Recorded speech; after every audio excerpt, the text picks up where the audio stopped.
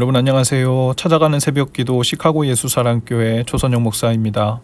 오늘도 변함없는 주님의 은혜와 평강이 저와 여러분의 삶의 종일을 풍성하기를 기도합니다. 오늘 말씀은 이사야 11장 1절에서 9절까지 말씀입니다. 제가 읽어드리죠. 이새 줄기에서 한 싹이 나며 그 뿌리에서 한 가지가 자라서 열매를 맺는다. 주님의 영이 그에게 내려오신다. 지혜와 총명의 영, 모략과 권능의 영, 지식과 주님을 경외하게 하는 영이 그에게 내려오시니 그는 주님을 경외하는 것을 즐거움으로 삼는다. 그는 눈에 보이는 대로만 재판하지 않으며 귀에 들리는 대로만 판결하지 않는다. 가난한 사람들을 공의로 재판하고 세상에서 억눌린 사람들을 바르게 논죄한다. 그가 하는 말은 몽둥이가 되어 잔인한 자를 치고 그가 내리는 선고는 사악한 자를 사형에 처한다. 그는 정의로 허리를 동여매고 성실로 그의 몸에 띠를 삼는다. 그때에는 이리가 어린 양과 함께 살며 표범이 새끼 염소와 함께 누우며 송아지와 새끼 사자와 살찐 짐승이 함께 풀을 뜯고 어린아이가 그것들을 이끌고 다닌다. 암소와 곰이 서로 벗이 되며 그것들의 새끼가 함께 눕고 사자가 소처럼 풀을 먹는다. 젖먹는 아이가 독사의 구멍 곁에서 장난하고 젖된 아이가 살무사의 굴에 손을 넣는다. 나의 거룩한 산 모든 곳에서 서로 해치거나 파괴하는 일이 없다. 물이 바다를 채우듯 주님을 아는 지식이 땅에 가득하기 때문이다. 아멘.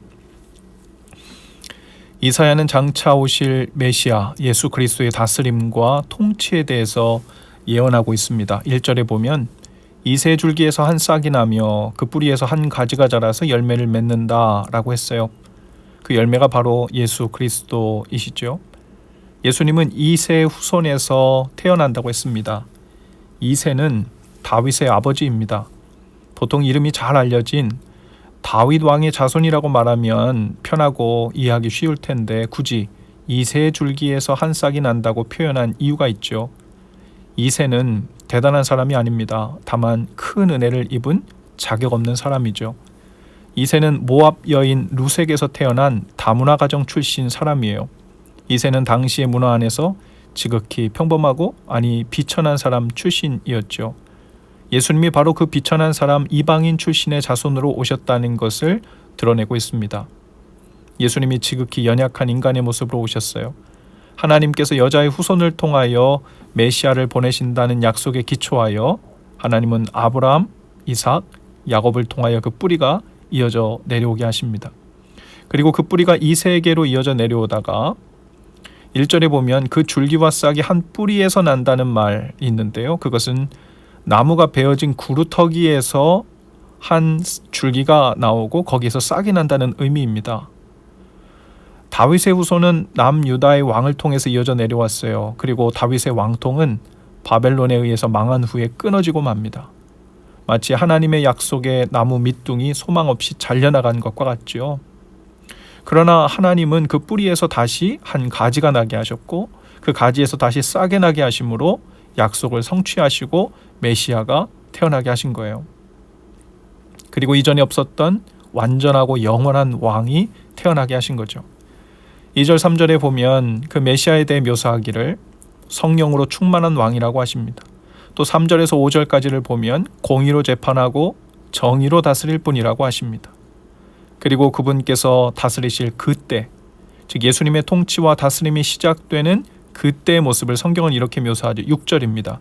그때에는 이리가 어린 양과 함께 살며 표범이 새끼 염소와 함께 누우며 또 암소와 곰이 서로 친구가 되며 사자 같은 맹수가 더 이상 살육하지 않고 풀을 뜯는 세상이라고 말합니다.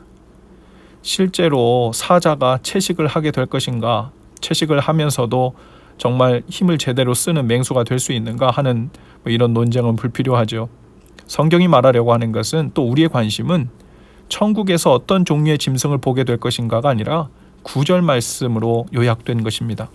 나의 거룩한 산 모든 곳에서 서로 해치거나 파괴하는 일이 없다. 그때에는, 그 나라에는 이렇다는 것입니다. 주께서 다스리는 곳에서는 서로 해치거나 파괴하는 일이 없다. 그러니 두려움이나 고통에 눈물이 없다는 말입니다. 지금 이사야가 예언하고 있는 시점은 하나님께 불순종한 이스라엘과 유다가 아시리아에 의해 징계받고 유린당하고 큰 고통에 처한 상황입니다. 이제 아무런 소망이 없어요.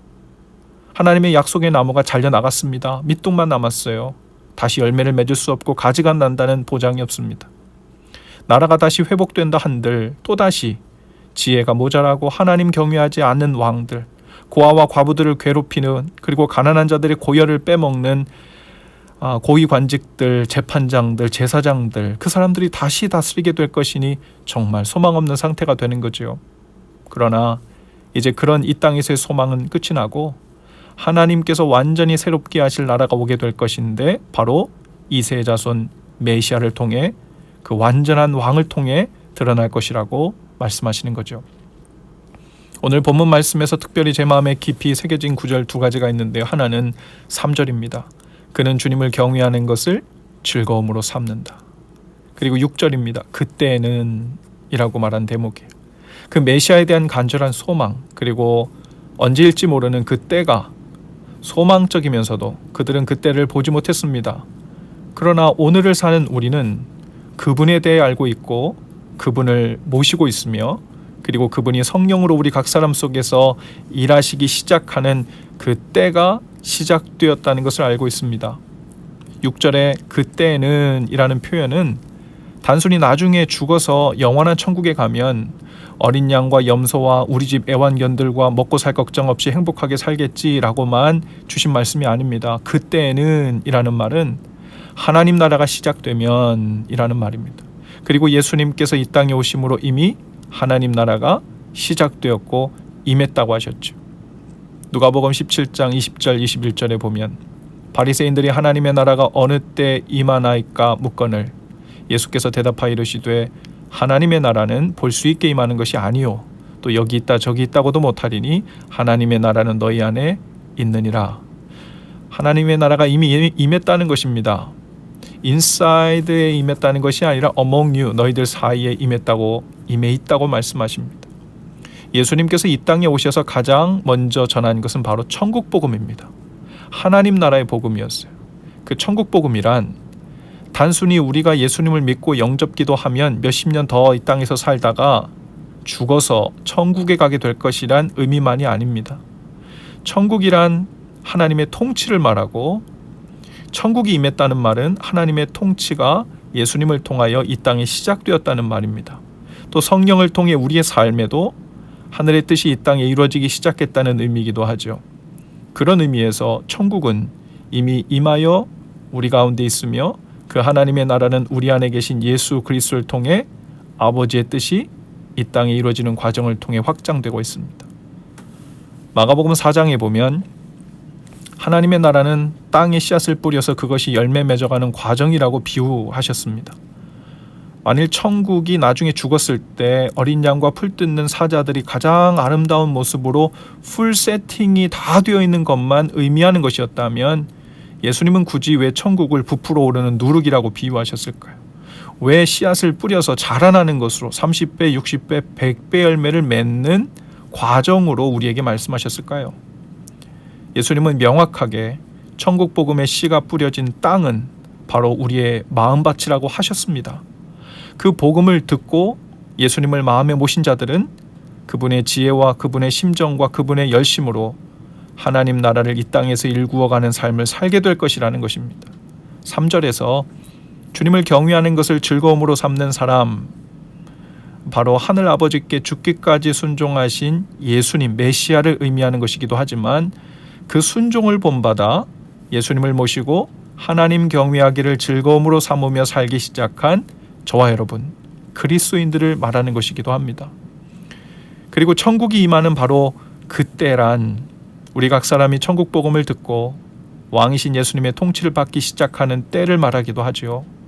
나의 혈기와 욕심과 죄의 작동에 브레이크가 걸리고 이제 내 안에 계신 예수님께서 일하심으로 더 이상 내 손을 통해 내 마음을 통해 해치거나 파괴하거나 가난한 자들의 것을 빼앗거나 억울하게 재판하거나 정의와 공의를 모른 채 하지 않고 고쳐가며 살아가는 그때가, 즉 천국의 시작이 바로 그날을 위해 우리가 부름받은 자들이라는 겁니다.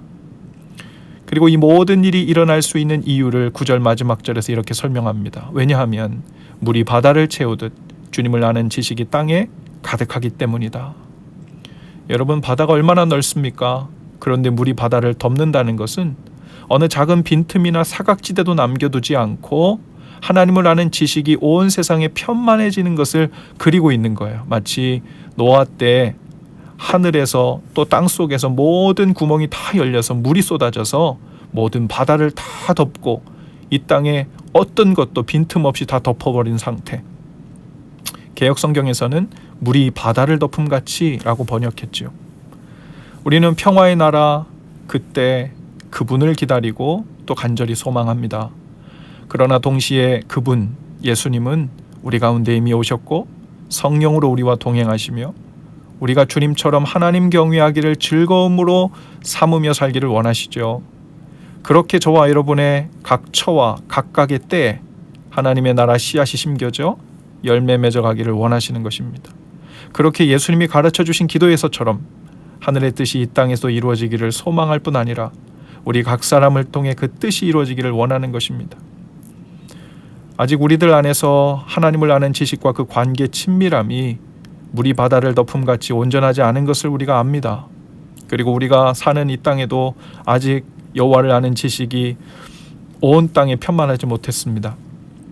그러나 하나님의 나라는 예수 그리스도를 통해 이미 시작되었고 죄와 사망은 이미 십자가에서 예수 그리스도와 함께 사망했으며 이제 의와 진리와 공의의 하나님이 저와 여러분을 통해 그 나라를 확장시켜 나가고 계십니다. 누룩이 부풀어 가듯 땅에 심은 씨앗이 수십 배의 열매를 맺어가듯 하나님을 아는 지식 안에서 우리 모두가 자라나고 깊어지고 부요해지는 은혜가 바로 오늘 그때에는 이라고 표현된 그날이 바로 오늘이기를 주님의 이름으로 축복합니다. 기도합시다. 주님, 이 절망과 고통으로 신음하는 세상에 완전한 주님의 나라가 속히 임하기를 기다리고 소원합니다. 또한 저희 안에 먼저 임하셔서 하나님 나라를 시작하셨으니 오늘도 저희의 순종을 통해 주님의 뜻을 계속 이루어가 주옵소서. 저희와 연결된 사람들, 관계들 속에서 하나님의 정의와 공의가 살아나게 하시고 평화와 화해와 용서가 강같이 흐르게 하옵소서.